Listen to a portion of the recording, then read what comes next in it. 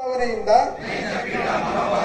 ಜಿಲ್ಲೆಯ ಖ್ಯಾತಿಗೆ ಹಾಗೂ ಪ್ರತಿಜ್ಞೆ ಮಾಡುತ್ತೇವೆ. ಜೈ ಹಿಂದ್, ಜೈ ಹಿಂದ್, ಜೈ ಹಿಂದ್.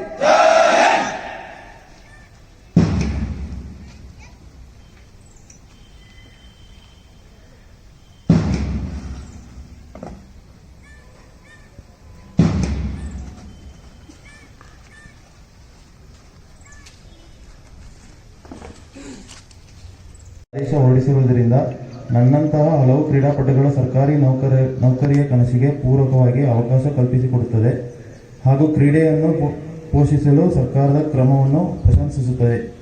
ಈಗಿನ ಪೋಷಕರು ತಮ್ಮ ಮಕ್ಕಳನ್ನು ಪುಸ್ತಕವನ್ನಾಗಿ ಮಾಡುತ್ತಿದ್ದಾರೆ. ಕಾರಣ ಮುಂದಿನ ಭವಿಷ್ಯದ ಸಲುವಾಗಿ ನಿಜ. ಅವರ ಆರೋಗ್ಯ ದೃಷ್ಟಿ ಮಾನಸಿಕ ಸದೃಢರಾಗಲು ಸದಾ ಹಸನ್ಮುಖಿಯಾಗಿರಲು ಕ್ರೀಡೆ ಅವಶ್ಯ. ಹಾಗೆಯೇ ಈ ಮೀಸಲಾತಿಯಿಂದ ವಿವಿಧ ಹುದ್ದೆಯನ್ನು ಗಿಟ್ಟಿಸಿಕೊಳ್ಳುವ ಸಾಧ್ಯ. ಮಕ್ಕಳಿಗೆ ಕ್ರೀಡೆಯಲ್ಲಿ ಪ್ರೋತ್ಸಾಹಿಸಲು ಹಾಗೂ ಒಬ್ಬ ಕ್ರೀಡಾಪಟುವಾಗಿ ಮನವಿ ಮಾಡುತ್ತೇನೆ.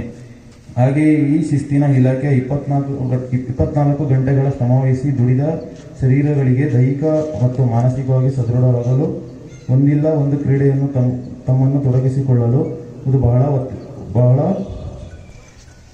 ಒಳ್ಳೆಯದು. ಹಾಗಾಗಿ ನೀವೆಲ್ಲ ಎಷ್ಟು ಉತ್ಸಾಹದಿಂದ ಕ್ರೀಡೆ ಭಾಗವಹಿಸುತ್ತಿರುವುದನ್ನು ಕಂಡು ನನಗೆ ಬಹಳ ಸಂತೋಷವಾಗುತ್ತದೆ.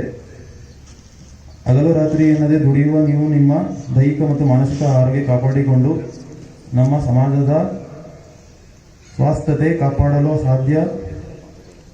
ಹಾಗಾಗಿ ಕೇವಲ ಈ ದಿನಗಳಿಗೆ ಮಾತ್ರ ಸೀಮಿತವಾಗದೆ ಸಮಯ ಸಿಕ್ಕಾಗಲೆಲ್ಲ ಕ್ರೀಡೆ ಚಟುವಟಿಕೆಗಳಲ್ಲಿ ತೊಡಗಿಸಿಕೊಂಡು ಎಂದು ಮನವಿ. ನೀವು ಸದೃಢರಾಗಿದ್ದರೆ ನಮ್ಮ ಸಮಾಜ ಸದೃಢವಾಗಿ ಇದ್ದಂತೆ. ಕಾರಣ ನೀವು ನಮ್ಮ ಸಮಾಜದ ಕಾಯೋ ಸೈನಿಕರಿದ್ದಂತೆ. ಹಾಗೆ ತಮ್ಮೆಲ್ಲರಿಗೂ ಒಳ್ಳೆಯದಾಗಲಿ ಎಂದು ತಾಯಿ ಚಾಮುಂಡೇಶ್ವರಿಗೂ ಆಸನಾಂಬೆಯಲ್ಲಿ ಪ್ರಾರ್ಥಿಸಿ 12 ಮಾತುಗಳನ್ನು ಮುಗಿಸುತ್ತೇನೆ. ಜೈ ಹಿಂದ್, ಜೈ ಕರ್ನಾಟಕ.